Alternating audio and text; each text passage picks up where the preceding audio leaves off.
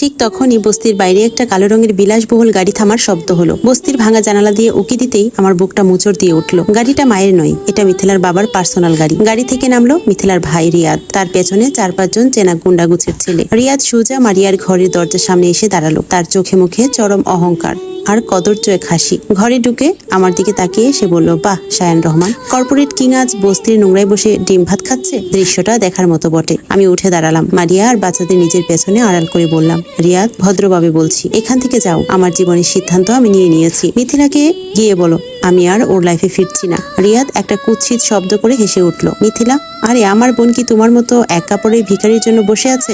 রাবিয়া চৌধুরী তোমাকে ত্যায্যপুত্র করার পর তোমার ব্যাংকের সব অ্যাকাউন্ট ফ্রিজ করে দিয়েছে।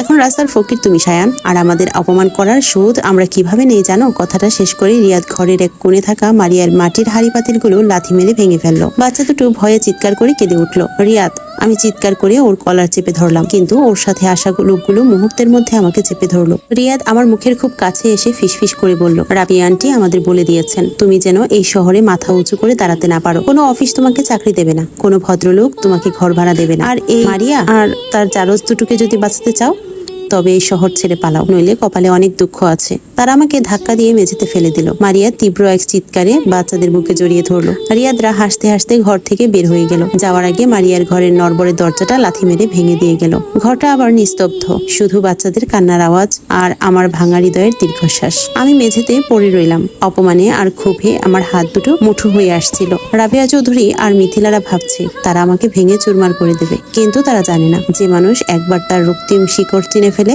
তাকে উপড়ে ফেলা এত সহজ নয়। আমি ধীরে ধীরে উঠে দাঁড়ালাম, মারিয়ার দিকে তাকালাম। মারিয়ার চোখে এখন আর ভয় নেই, সেখানে এক অদ্ভুত প্রতিবাদের আগুন জ্বলছে। সে বাচ্চাদের কান্না থামিয়ে আমার দিকে তাকালো। আপনি বলেছিলেন না শূন্য থেকে লড়াই শুরু করবেন? মারিয়ার গলার স্বর এবার ইস্পাতের মতো শক্ত। আমি 4-5 বছর একা লড়েছি এই নরকে, আজ থেকে লড়াইটা আমাদের দুজনের। ওদের ওই পাপের টাকা আর ক্ষমতার অহংকার আমরা এই ভাঙা টিনের ঘরে বসেই গুড়িয়ে দেব। পারবেন তো শায়ান? মারিয়ার মুখে 4 বছর পর নিজের নাম শুনে আমার ভেতরের পুরুষটা যেন নতুন এক শক্তিতে জেগে উঠলো। আমি মারিয়ার চোখের দিকে তাকিয়ে দৃঢ় গলায় বললাম, পারবো মারিয়া। শায়ান রহমান হাঁটতে শেখেনি। এবার লড়াইটা শুধু বাঁচার নয়, এবার লড়াইটা আমাদের অধিকারের।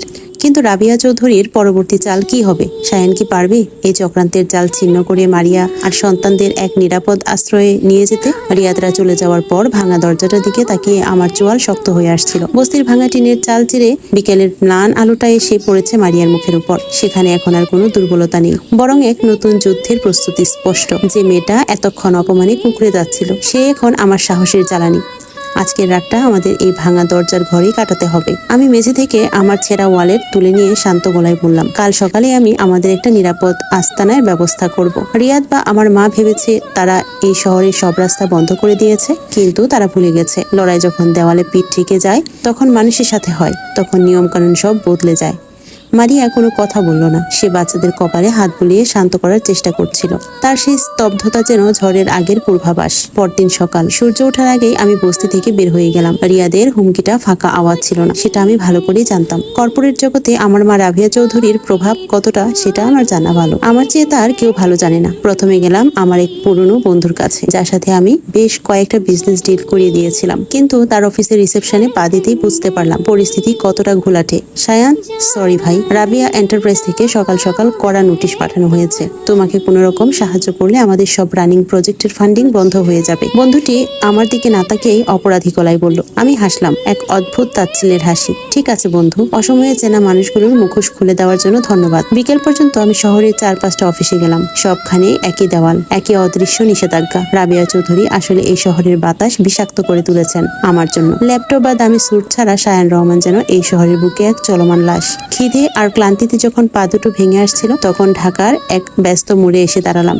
মাথার উপর তপ্ত রোদ আর চারপাশে বিলাসবহুল গাড়ির হর্ন। কয়েকদিন আগেও আমি এই গাড়ির এসি কেবিনে বসে জানালা দিয়ে বাইরের মানুষদের দেখতাম। আজ আমি নিজেই সেই ফুটপাতে। পকেটে হাত দিয়ে দেখলাম মাত্র কয়েকটা টাকা অবশিষ্ট আছে। মায়ের দেওয়া ক্রেডিট কার্ডগুলো কাল রাতেই ব্লক করে দেওয়া হয়েছে। নিজের জমানো যে পার্সোনাল অ্যাকাউন্টটা ছিল সেটাও মা আইনের মার পেঁচে ফ্রিজ করে ছেড়েছেন। আমি কি তবে হেরে যাব? মারিয়া আর সন্তানদের আবার ওই নরকেই ফেলে রাখবো? না, অসম্ভব। নিজের অজান্তে চিৎকার করে উঠলাম। শায়ান রহমান কর্পোরেট অফিস চালাতে পারলে নিজের বুদ্ধিতে অন্যভাবেও খাটতে পারে। আমি সোজা চলে গেলাম কারওয়ান বাজারের এক পরিচিত পাইকারি আড়তদারের কাছে। এই লোকটির ব্যবসায়ী মন্দার সময় আমি তাকে একটা লোন পাশ করিয়ে দিয়েছিলাম। সে রাবিয়া চৌধুরীর চক্রান্তের খবরের বাইরে ছিল। শায়ান ভাই, আপনি এখানে?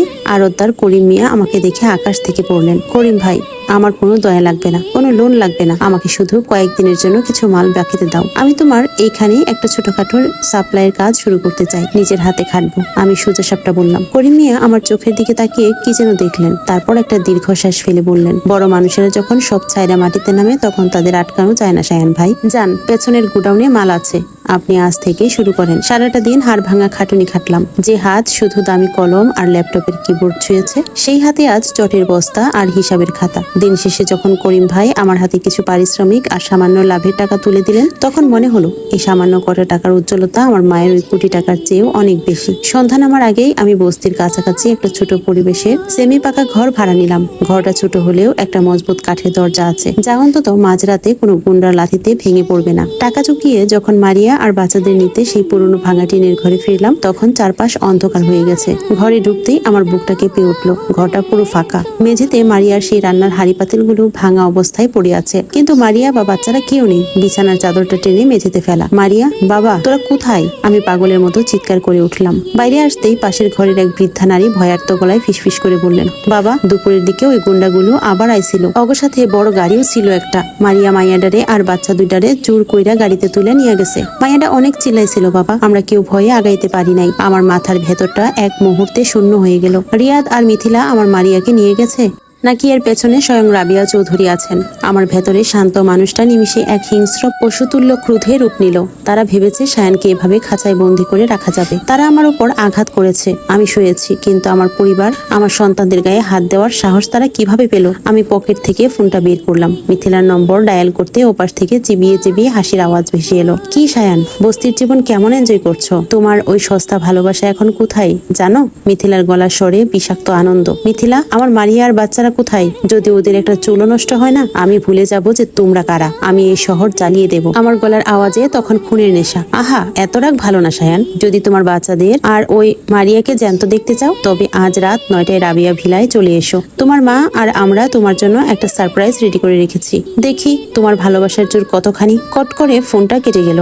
আমি হাতের মুঠোয় ফোনটা শক্ত করে ধরলাম। চোখের সামনে ভেসে উঠল মারিয়ার সেই প্রতিবাদের আগুনে ভরা দুটো চোখ, আর ছোট ছেলেটার মুখে বাবা ডাক। রাবিয়া চৌধুরী আর মিথিলারা বাঘের ঘরে ঘুগের বাসা বেঁধেছে। তারা শায়ান রহমানকে চেনে, কিন্তু সন্তান আর স্ত্রীর জন্য লড়তে থাকা এক উন্মাদ বাবাকে এখনো চেনে না। রাত ঠিক 9:15। আমি রাবিয়া ভিলার বিশাল রাজকীয় গেটের সামনে এসে দাঁড়ালাম। আজ কোনো বিলাসবহুল গাড়ি থেকে নয়, শায়ান রহমান আজ পায়ে হেঁটে শার্ট আর ধুলোবালি মাখানো শরীরে নিজের অধিকার ছিনিয়ে নিতে এসেছে। কিন্তু রাবিয়া ভিলার ভেতরে শায়ানের জন্য কি ভয়ানক ফাঁদ পেতে রাখা হয়েছে। মারিয়া আর তার সন্তানদের বাঁচাতে শায়ানকে কি কোনো বড় বলিদানের মুখোমুখি হতে হবে? দেখতে হলে অবশ্যই পরবর্তী পর্বগুলোর জন্য অপেক্ষা করতে হবে। পরবর্তী পর্বগুলো খুব শীঘ্রই আপনাদের সাথে শেয়ার করব। সে পর্যন্ত সবাই ভালো থাকবেন, সুস্থ থাকবেন। আজকের মতো বিদায় নিচ্ছি। আল্লাহ হাফিজ।